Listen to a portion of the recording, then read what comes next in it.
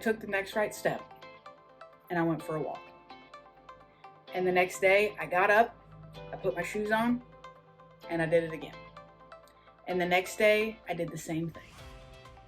But that short walk around the parking lot, it turned into making more than one circle, which then turned into walking a half a mile, which then turned into walking a mile, which then turned into running, which then turned into actually finishing my first 5K race.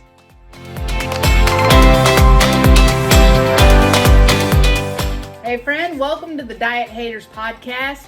So today is our official kickoff of the podcast, and I am so excited that you're here. I'm your host, Sundi Jo. If we don't know each other yet, I look forward to getting to know you. Can't wait to tell you more about my 145-pound weight loss. We're going to talk about that later in this episode, and why in the world you should hang out with me when you have 1,000 other podcasts that you could be listening to. For those watching this, I am still in my workout clothes. Still smell like sweat. Got my barn hair don't care hat on. And don't care. For those of you not watching, be glad you can't see me without makeup on. I released a little teaser episode a few weeks ago, giving some deeper details on what we'll be learning in this podcast together. And I want to give you a quick recap. So the Diet Haters podcast exists to help women, and I'm sure we're going to help some men too, learn how to stop dieting, lose weight, find lasting results, and learn their true identities in Christ. That gets me excited. You know, I once weighed 330 pounds, and I get what it's like to live defeated. I get that, to live in that never-ending cycle of dieting. After hitting rock bottom, I turned my life around, lost 145 pounds, and I committed myself to helping others find and pursue their passions and their God-given dreams. And so now, here we are with the Diet Haters podcast, and I want to use it to encourage and equip you on your journey to a healthier you. And so we're going to cover all kinds of things in this podcast. Information on health, diet, wellness, nutrition, exercise, food prep, you name it, okay? All coming from me, from a gal who's been where you are and who wants to help you get on the other side of freedom. So I'm in if you're in, all right? So in today's episode, I'm going to share a bit about my journey, my weight loss story, how I lost a whole person, and hopes that it inspires you to take the next right step on your own journey. All right, so let's get started. So I want to back up a second to 2008, okay? So I got my butt put in the hospital with vertigo and vestibular migraines. And I was in the hospital for a few days while they ran tests, and they did all the stuff that they do. And I remember the day that the doctor walked in and told me that if I didn't do something different, if I didn't do something about my weight, that I was in big trouble. He was a little more graceful with his words, but basically the gist of what he said was, hey, you're extremely overweight, you're killing yourself. If you don't want to die before you turn 30, you should probably do something about it. That was the gist of it. I was 25 years old. And I was dying. I mean, really. Not only that, but I was the one killing myself. I was the one destroying myself.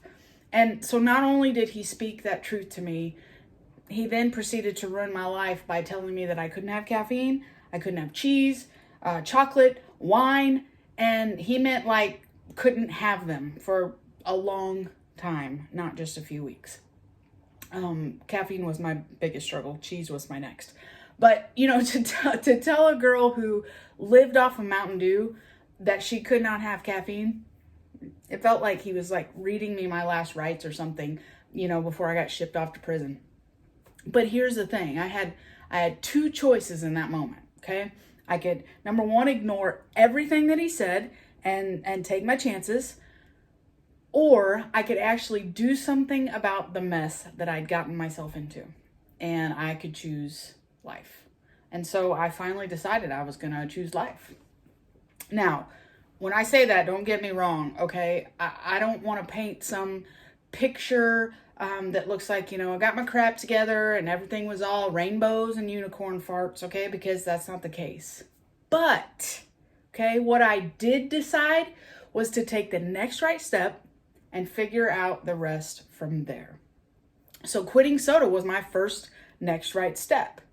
So I made the choice to say goodbye to Mountain Dew, and I didn't make any choices beyond that in the beginning, beyond that point. That was my first next right step, excuse me. I didn't make this big list of things that I was going to stop doing, right, and commit to everything at one time. I didn't say, hey, well, time to diet and starve myself and be healthy. I didn't start exercising an hour a day. I didn't put down pizzas and cheeseburgers right away. I stopped drinking Mountain Dew.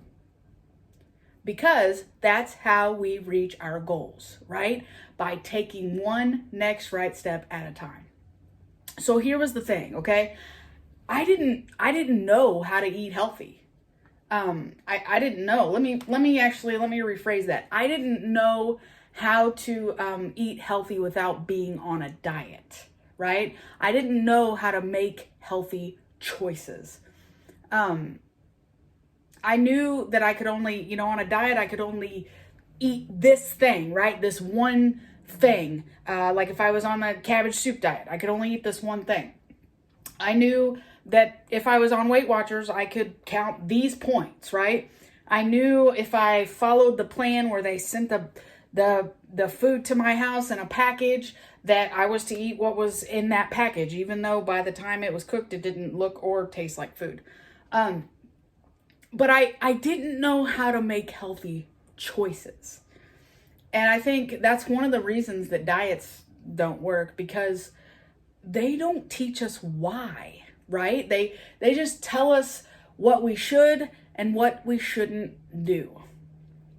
I've pretty much been overweight since I came out of the womb, to be honest with you. My mom, when I was growing up, there's people that say, hey, my parents had to make me finish my plate, or I had to eat it the next day, or I wasn't leaving the table until I finished my plate. I never had that struggle. Never had a struggle finishing my plate. I was usually happy to go back for seconds. I knew drive-thrus, I knew fried chicken, I knew cheeseburgers, I knew pizzas. And I loved vegetables, but I loved them with everything fried, right? So there were things I didn't know.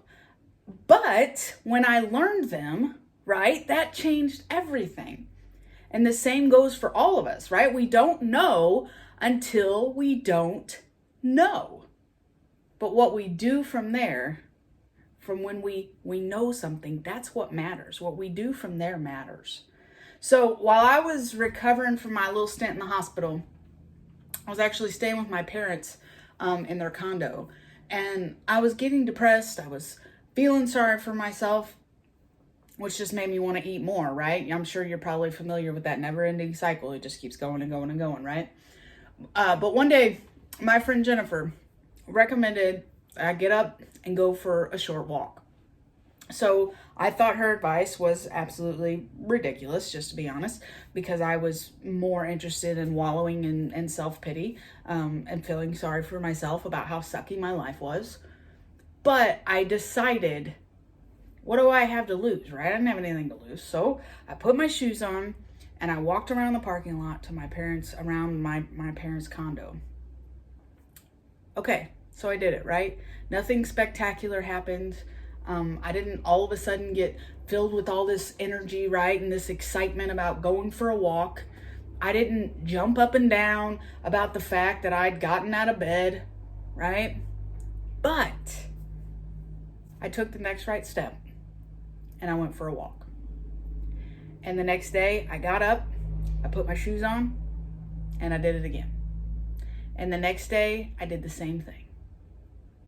And then I started to realize that I was creating this habit, right? And my mind was looking forward to that walk. We're actually going to talk about habits much deeper in a later episode. But that short walk around the parking lot, it turned into making more than one circle, which then turned into walking a half a mile, which then turned into walking a mile, which then turned into running, which then turned into actually finishing my first 5K race. But guess what, right? That didn't all happen overnight. It was a process. It didn't all happen overnight. It was a process. It was taking a lot of little next right steps, which then led to hitting that big goal, right? From the time I started that walk to the time I ran my first 5K race, that walk, a little bitty walk around the parking lot of my parents' condo, right? From the time I ran my first 5K was almost 2 years, okay? I didn't hit that mark overnight.